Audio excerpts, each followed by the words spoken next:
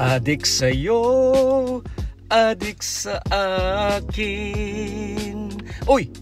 Araw-araw na lang, kung ako'y nagbubukas ng Facebook, ang lagi kong nakikita ay mga kaibigan ko, mga kakilala ko, at iba pa dyan, mga mahal ko sa buhay. Nakita ko na nasa loob sila ng ospital, nasa ICU, naka-intubate, nakatubo, at saka yung iba naman ay, sad to say na nasa loob na sila ng kanilang huling hantungan. So, ang vlog na ito ay kung makatulong ako ng maski isaman sa inyo, ay masaya na po ako. This is the way I want to start my weekend. What's this? Food, pagkain. Ito na po siguro ang pinakamalupit na addiction sa ating panahon. It's the greatest addiction in our lifetime. Araw-araw, sinisira ang ating katawan. Kakagagat hanggang sa tayo naman ang kakagatin dahil tayo po ay nagkakasakit. Ang pagkain ay gamitin ko sa tama. Pero sabi nga ng mga eksperto, it's the addiction to food is the same as addiction to heroin, cocaine, or other type of illegal drugs. Kasi kung ikaw ay addict, diba, sa pinagbabawal na gamot, nanginginig ka. Parang you are sweaty and you are irritated hanggang sa hindi mo siya matikman ulit. Ganon din po ang pagkain. Kaya nga, ang ating introduction ay food is one of the greatest addictions in our lifetime. Sa vlog po na ito ay patuloy po nating talakayin ang tinatawag na intermittent fasting. Ituturo ko naman sa inyo kung paano kumain pagkatapos na mag-fast. Watch this. So ngayon naman po ituturo ko sa inyo kung paano mag-refeed, meaning to say na after you fasted, how would you introduce food in your body? The key here is you have to introduce food in your body gradually because you don't like to do. Number two, there are two things. You don't want to binge. Ayaw mo mag-binge. And number two is that you don't like surge or yung tinatawag na sugar surge or sugar spike. Okay? Kasi nga ang pinaka-goal mo dyan is to keep your insulin level low. So, one of the ways to do this is if you can eat or drink a soluble fiber 30 minutes before refeeding, before you eat your first meal. Okay, after you fasted, you can drink soluble fiber. Ano ba yung mga soluble? Ano ba ang soluble fiber kasi? Ang soluble fiber, these are fibers that when you mix it with water, pag ihalo mo yan sa tubig or sa liquid, it dissolves and it forms a gel. It forms a gel-like material, and so it's very good. It soothes, it coats the gut, okay, and that would prevent the sudden entry of sugar in the blood. So kasi ang nangyayari dyan, so the pancreas always responds to sugar, right? So pag nakita niya na, naramdaman niya na mayroong pumasok na sugar sa katawan or sa blood, magpuproduce siya. So pag mabilis yung pagpasok ng sugar sa blood mo, mabilis din yung magkaroon ka din ng insulin surge as a natural response. And remember, your goal is to keep that insulin level low because insulin is pro-storage. When there is high level of insulin, it promotes storage, right? Di ba gusto mo kasi na gusto mo na magamit yung mga stored sa katawan mo. So and you don't want your body to store a lot kasi yun yung di ba ang balak natin is we are not only lowering the sugar in the blood, but we are trying to lower the total sugar or carbohydrates sa buong katawan wherever they are or wherever they were stored. Okay? So, yan. So, pangalawang benefits ng soluble fiber is it will give you the sensation of fullness para hindi ka mag-binge. Parang madili kang mabusog, para kunti lang makain mo, hindi ka masyadong mag-crave. Otherwise, magbi-binge eating ka. So, the third benefits of soluble fibers is also feed the microbiome. Yun yung good bacteria sa gut natin. So we need the good bacteria to maintain balance. Okay, and then the other thing also is the soluble fiber binds with cholesterol and other waste products, so it helps with the elimination of these waste products sa katawan. Okay, so now, sabi ko 30 minutes, diba? Oh, by the way, ano ba ang example ng soluble fiber? Iwan ko lang dyan sa atin, pero dito kasi, my favorite is yung inulin. Inulin is, pwede mong bilhin yan sa Amazon. Okay? Pwedeng mabili yan sa Amazon.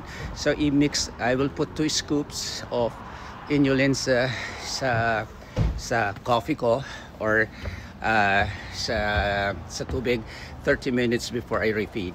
Okay, and the inulin will serve those benefits that I just mentioned, and after that I will now eat yung egg, pwedeng egg or pwedeng butter. Bakit egg? Kasi ang egg, it has the amino acids. Remember that during the fasting state,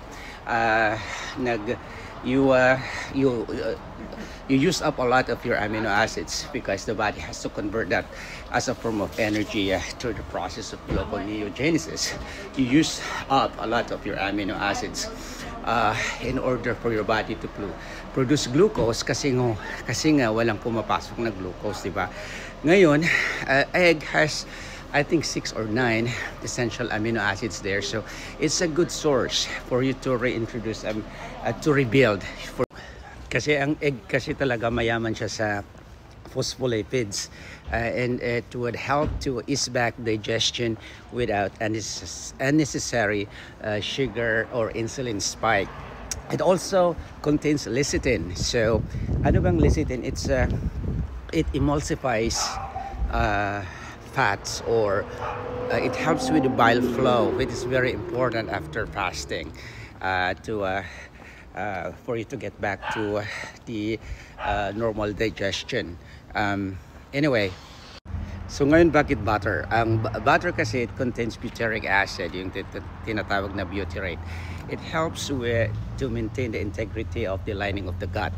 So, so overall, example of eating eggs and butter during the refeeding state will prevent sugar spike because they are low carbohydrates. Okay, and that's what you're trying to avoid, is the sugar spike or the insulin spike in response to high level of sugar. Anyway, siguro namang nagtataka kayo kung bakit ako umiinom ng coffee. Well, actually, I'm on my, what is right now, I think I'm on my fasting window just started. So there are only few things that you can eat during the fasting state. Of course, water, tubig. Uminom kayo ng napakaraming tubig. Number 2, pwede kayong uminom ng kape, pero ang kape na walang sugar, kasi pag uminom ka ng kape tapos ilagyan mo ng sugar, di mag-spike na rin yung ano mo, so you're gonna break your fast. You don't want to do that. And you can also drink tea, okay, green tea. Okay, basta importante wala siyang calorie, okay, wala siyang sugar. Okay, anyway, I hope you're learning something from this, and always remember, if there's a will, there's always gonna be a way. Kaya mo yan. Siya nga pala, nagtataka kayo, ito bang sinasabi ko ay applicable lang sa mga diabetes? Hindi po. Applicable po sa ating lahat, especially pag-adult ka na. Always remember that the type of food that we eat, the type of mentality that we are being taught by our parents, by society, by the government, by institutions, that we are told to eat 3 times a day. Breakfast is the best food for the day. All those how would I say that in a very gentle terms, hindi ko naman sabihin fake news, pero kasi fake news kasi is intentionally saying something that's not true. But when you prove that one thing is no longer true, because we're evolving, right? Science is always evolving. So if we don't follow science, then mapag-iiwanan po tayo. So ito po ay applicable po sa lahat kasi we are all diabetics in the making. Okay? So pag medyo nagkakaedad ka na, tapos you keep your you always have frequent elevated insulin level, so your body is always on a pro storage mood. Anong mangyayari dyan? So first dyan, magkaroon ko ng insulin resistance. Iba ng insulin resistance, hindi na magre-respond yung cells mo sa insulin dahil nga sobrang marami. So you're producing gallons of insulin. So it's a hormone po kasi yan eh. So diba, overproduction will inhibit its production also, and also what? It will also reduce its effectivity, its attachment to the receptors. Diba? Ganun po yung ang ng hormone. So anyway, so this intermittent fasting thing is not only applicable for diabetics or people with conditions, but I believe applicable for everybody who wants to be healthier. Okay, because like what I said, we are just few steps away from a disease. But there's if we can change our trajectory, so we can prevent one condition to occur in our body, especially if when you're doing it free, walang bayad.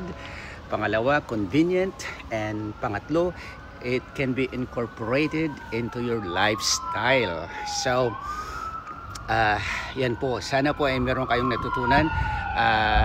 Always remember, ladies and gentlemen, if there's a will, there's always gonna be a way. Sana ay hindi pa ako naka-offend. I hope this give you a little bit of idea on how to get out of that addiction. Salamat po.